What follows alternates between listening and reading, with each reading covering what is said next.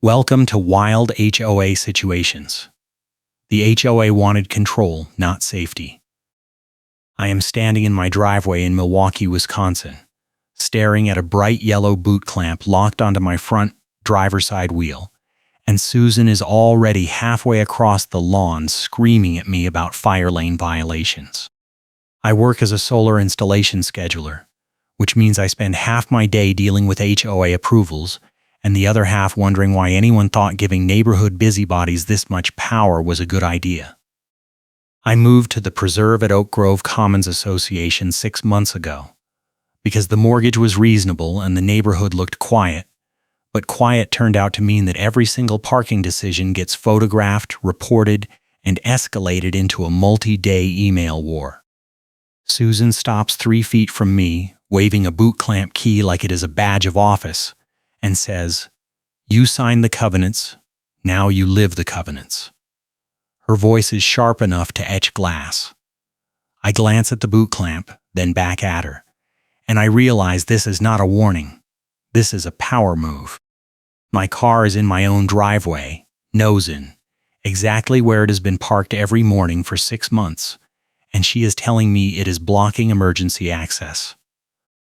I ask her which emergency vehicle is trying to get through my driveway right now, and she ignores the question entirely, pivoting to a rant about how the fire marshal could red tag the entire street if residents refuse to comply with posted regulations.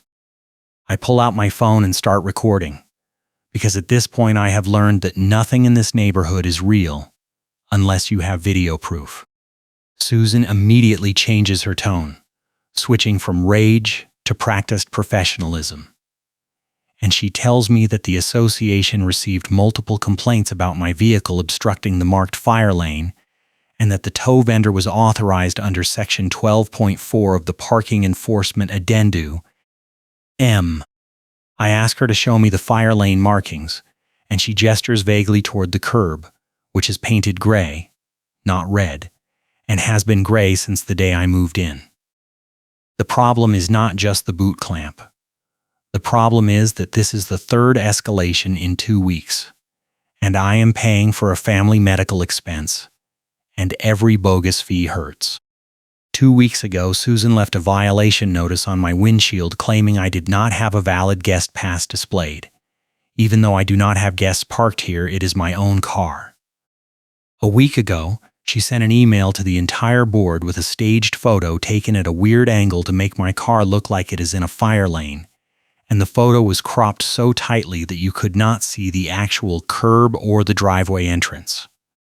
Now she has escalated to a physical boot clamp, and she is standing here telling me that I will owe $250 to have it removed, plus a $75 administrative fee, plus whatever the tow vendor decides to charge if I do not comply within 4 hours.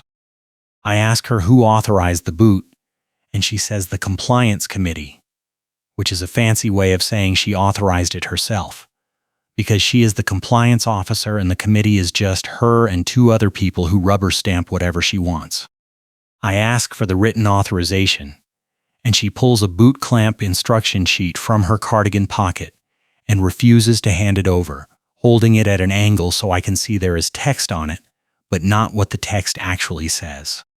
She tells me the management portal is down and I have to deliver paper proof in person today if I want to dispute the fee, which means I have about 3 hours to drive across town, print documents, and get them to the management office before they close for the weekend. Susan leans in and says, "I will bury you in notices until you run out of printer ink." It is the kind of line that sounds ridiculous out loud, but in the moment it lands like a threat, because she has already buried me in notices. I have a folder on my kitchen counter with 14 violation letters, half of them for things I never did, and the other half for things that are not actually violations. One letter claimed my trash bin was visible from the street on a non-collection day, which turned out to be a neighbor's bin 2 houses down. Another letter said my mailbox flag was the wrong shade of black, which is not a rule that exists anywhere in the actual covenants. I take a breath and tell her I will see her at the next board meeting, And she smiles. Because she knows the board schedules hearings at impossible times, so I no-show and they default vote. The last hearing was at 10 in the morning on a Tuesday, which is exactly when I have back-to-back client calls that I cannot move. I did not show up, and they voted to fine me $75 for non-compliance with a guest parking rule that does not apply to my own vehicle in my own driveway. I walk inside, grab my laptop and pull up the HOA covenant documents, the parking addendum, and the county fire code map. I spend 20 minutes cross-referencing every mention of fire lanes, curb markings, and emergency access, and there is nothing in any of the documents that supports what Susan just told me. The curb is gray because it is not a fire lane.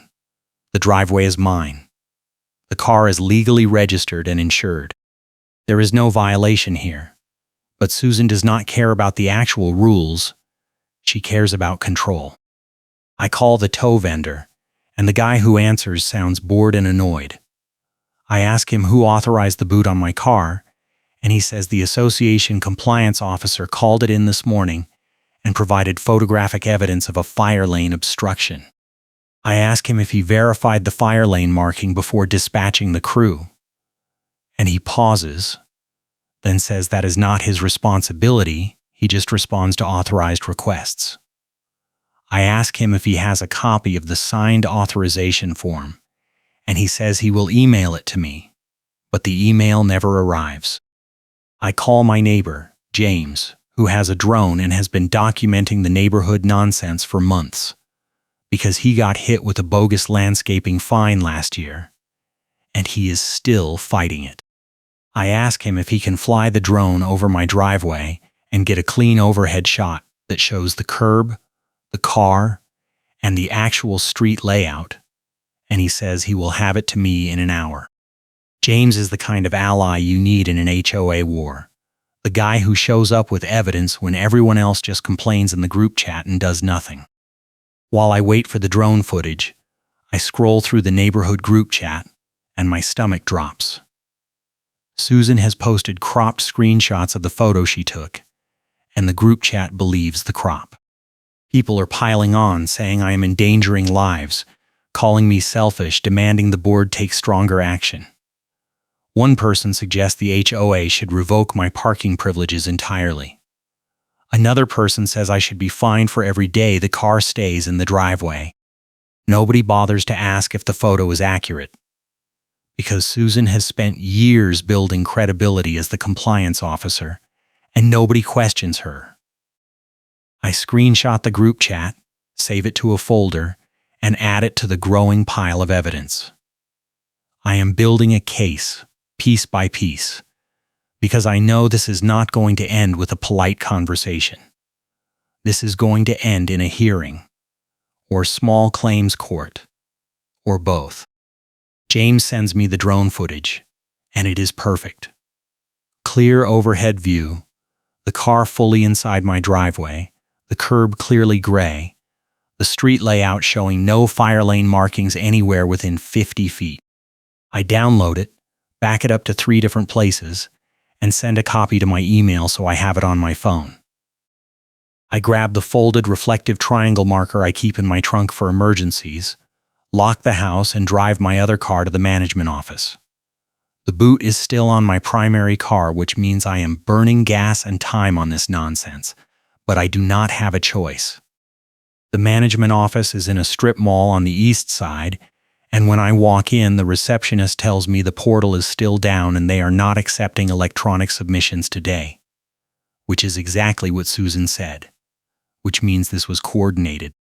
I hand over printed copies of the covenant sections, the drone footage stills, and a timeline document I wrote this morning that lists every violation notice, every email, and every escalation. The receptionist takes the folder, stamps it with a received date, and tells me someone will review it within 10 business days. I ask if 10 business days means the boot stays on my car for 2 weeks, and she shrugs and says that is between me and the tow vendor. I leave the office, drive back home, and the boot is still there. Susan is nowhere in sight, but there is a bright warning tag on my windshield now, and the tag has no readable text, just a big orange sticker that screams tow zone violation. I peel it off, add it to my evidence folder, and take 3 photos of the boot from different angles. That night, I get an email from the board secretary scheduling an emergency compliance hearing for Monday at 9 in the morning, which is another impossible time. And the email says failure to appear will result in an automatic fine increase and potential lien filing. I reply all and say I will be there, and I attach the drone footage and the covenant sections as exhibits. The board does not respond. Saturday morning, I wake up to my phone blowing up with notifications. Someone in the group chat posted a video of Susan at the neighborhood entrance, and she is waving the boot clamp key like it is a trophy, telling people that the association is finally cracking down on rogue parkers who think the rules do not apply to them. The video has 43 comments, and most of them are cheering her on. I let the meeting move on, because my move was not a speech. It was a document. I am not going to win this fight by yelling in a group chat.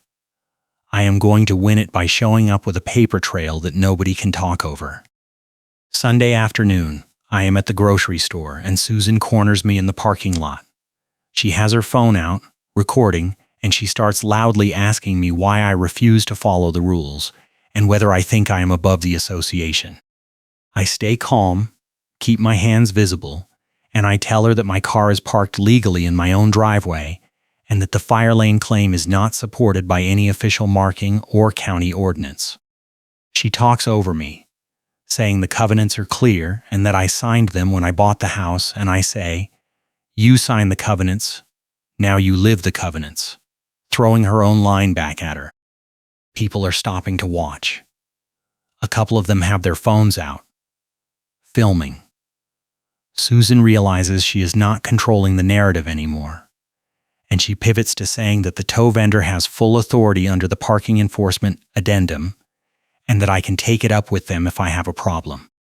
I ask her if the tow vendor's contract is current, and she freezes for half a second, then says, "Of course it is.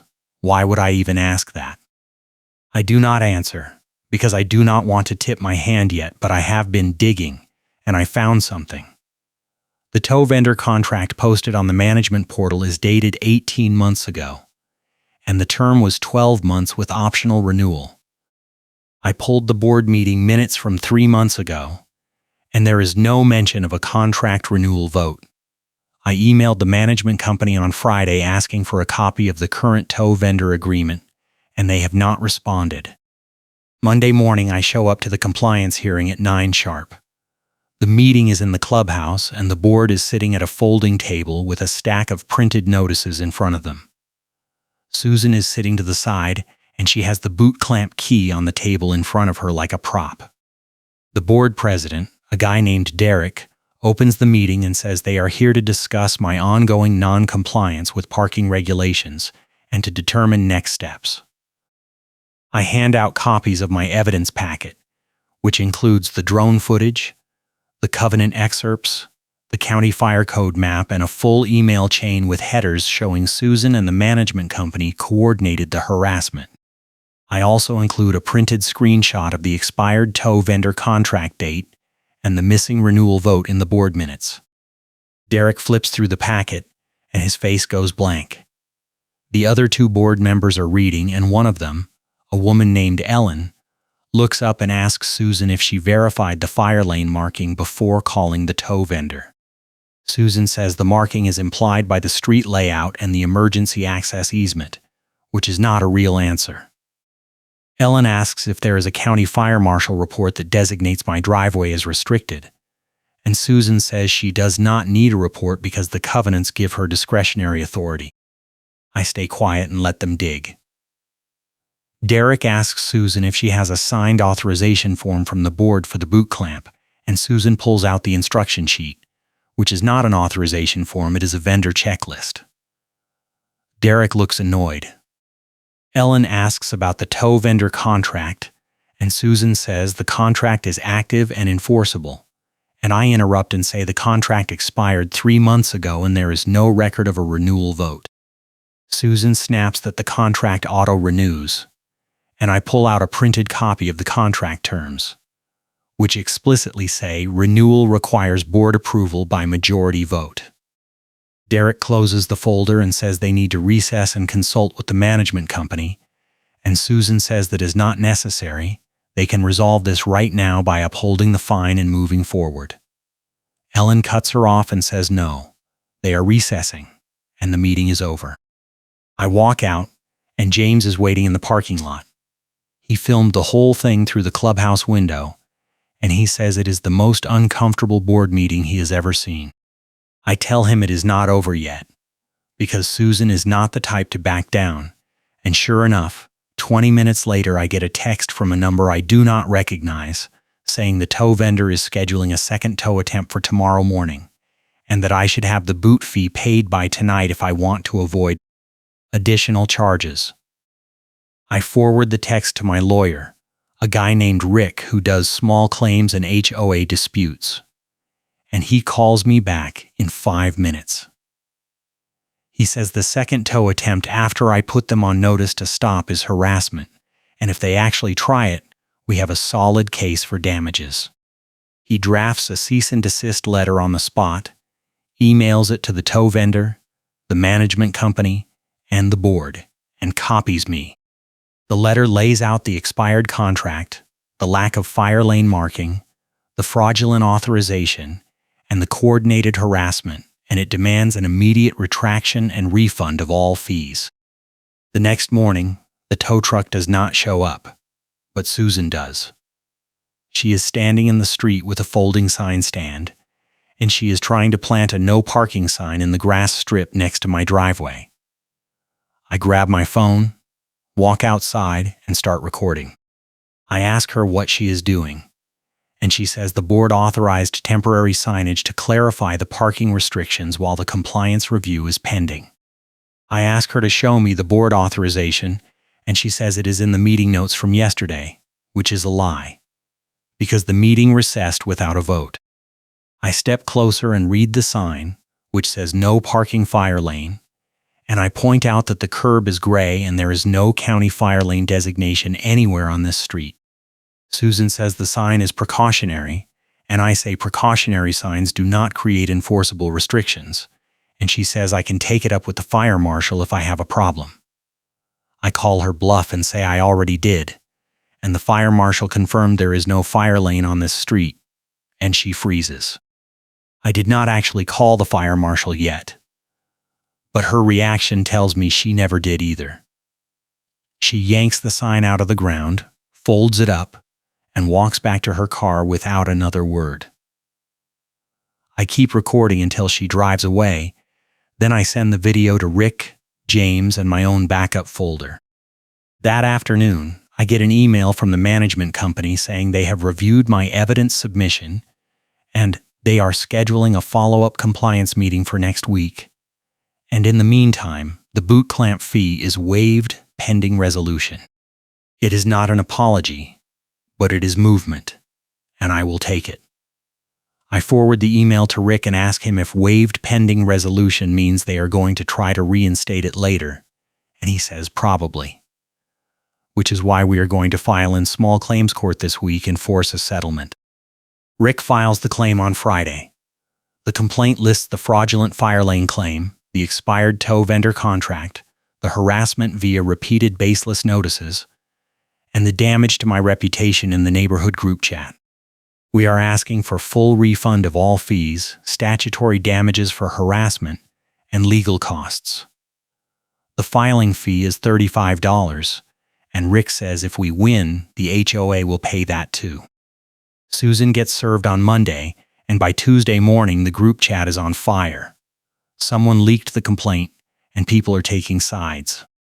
Half the chat is saying I am a troublemaker who should just follow the rules, and the other half is saying Susan has been abusing her compliance officer role for years and it is about time someone pushed back. One person posts a screenshot of a violation notice Susan sent them 3 years ago for having a dandelion in their front yard. And another person says Susan tried to fine them for parking in their own driveway during a holiday party. If you are enjoying this, hit the like button and subscribe, because HOA drama season is just getting started. The board schedules an emergency executive session, and I am not invited, but James hears from someone who was there that the session turned into a screaming match between Susan and Ellen. Ellen apparently said the association cannot afford to lose in small claims court because it will set a precedent for everyone else Susan has harassed, and Susan said if the board does not back her up, she will resign and expose every shady thing the association has done in the last 5 years. Derek tried to mediate, but it went nowhere, and the session ended with no resolution. Wednesday night, I get a call from a number I do not recognize, and when I answer, it is the tow vendor owner. He says he wants to resolve this quietly, and he is willing to refund the boot fee and waive any future charges if I drop the claim against his company. I ask him about the expired contract, and he admits he did not verify the renewal before responding to Susan's call, and he says that is on him. I tell him I will talk to my lawyer, and he says he will send a written settlement offer by end of week. Rick reviews the offer, and he says it is decent, but incomplete, because it does not address the HOA's liability or Susan's role. He counters with a demand that the tow vendor provide a signed affidavit confirming the contract was expired, and that Susan misrepresented her authority when she called in the boot. The vendor agrees, and Rick gets the affidavit by Friday afternoon. The follow-up compliance meeting happens the next Monday, and this time the board has their lawyer present. A guy in a cheap suit who looks like he wishes he was anywhere else. Derek opens the meeting and says they have reviewed all the evidence, and they have determined that the fire lane claim was issued in error, and that the boot clamp authorization was not properly documented. He says the association is issuing a formal retraction of the violation notice and a full refund of all related fees, and he hands me a check for $325. I ask if the retraction will be posted in the group chat so everyone who saw Susan's crop screenshots will see the correction.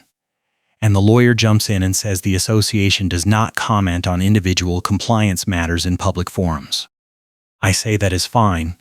I will post the retraction myself along with the settlement documents and the affidavit. And the lawyer says I am free to do that. Susan is not at the meeting. Derek says she has stepped back from compliance duties pending an internal review, which is code for she is being forced out, but they are trying to avoid a lawsuit. Ellen asks me if I am satisfied with the resolution, and I say I will be satisfied when the board adopts a policy that prevents this from happening to anyone else. The board schedules a special session for the following week to discuss parking enforcement reforms, and I show up with a proposal. The proposal requires 2 signatures and documented proof before any tow can be ordered, and it requires the compliance officer to verify county ordinances and physical markings before issuing any fire lane or emergency access citation. The board votes 4-0 to adopt it, with 1 abstention, and the policy goes into effect immediately. 2 weeks later, I am at a gas station on the edge of the subdivision filling up my car, and Susan pulls in behind me. She gets out, walks over, and she has her phone out recording again. She says she wants to go on record that I have destroyed her reputation in the neighborhood, and that everything she did was in good faith to protect property values and safety. I let her talk, and when she is done, I pull out my phone and play a recording Rick made from the email chain headers. The recording is just me reading the timestamps and subject lines out loud. But it is enough. The emails show that Susan and the management company coordinated the harassment, that Susan requested the staged photo angle, and that the management company knew the contract was expired and authorized the boot anyway. Susan's face goes white. She says the emails are out of context, and I say the full chain is already filed with the court as evidence, and if she wants to dispute it, she can show up to the small claims hearing next month. She says there is not going to be a hearing because the board settled, and I say the board settled their portion, but I still have a claim against her personally for defamation in the group chat, And that claim is moving forward unless she agrees to post a public retraction and apology. She stares at me for a long moment, and I can see her calculating. She is surrounded by cameras, mine in the gas stations, and she knows anything she says right now is going to be recorded and used. She gets back in her car and drives away without another word. The next day, Susan posts a retraction in the group chat. It is short, stilted, and clearly written by a lawyer, but it is there. She admits the fire lane claim was not supported by county markings. She acknowledges that the boot was authorized without proper documentation, and she apologizes for any confusion or inconvenience caused by the cropped photos. The group chat goes quiet for about an hour, and then the replies start pouring in. People who backed her are backpedaling.